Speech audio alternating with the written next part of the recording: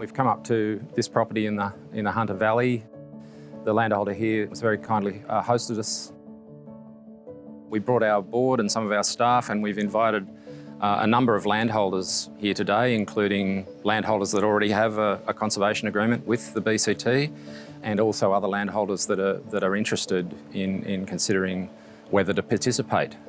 We want to create the opportunities for landholders to come out, come onto a site, see example sites where landholders have already made a commitment to conservation management, and have the technical staff that can be asked questions and answer questions about what does it involve, what would I have to do if I considered a conservation agreement. So talking about our voluntary conservation agreements or our biodiversity stewardship agreements, but they were also talking about grants. So if I have a conservation agreement, what type of activities are eligible under the grant funding? So we were able to talk about managing pests and weeds, doing some fencing if that's required, because they can access up to $15,000 in grant funding if they have a voluntary conservation agreement with us.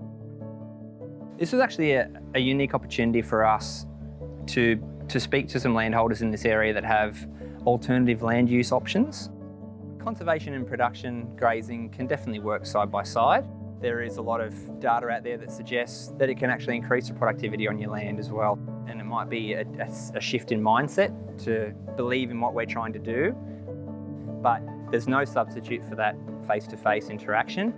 Species across New South Wales have local populations, set habitat features that at a local level are critically important for them. You can get localised extinctions of populations all across the state, and that would happen a lot of the time without our knowledge. So once you've got an understanding of an endangered species on your property, even if it's just a single individual, being able to conserve that individual, conserve that within that population is critically important to be able to prevent localised extinction of our threatened species. It's fantastic to have neighbours getting together, understanding collectively what they're conserving. As a community, it's so much more powerful than just as an individual.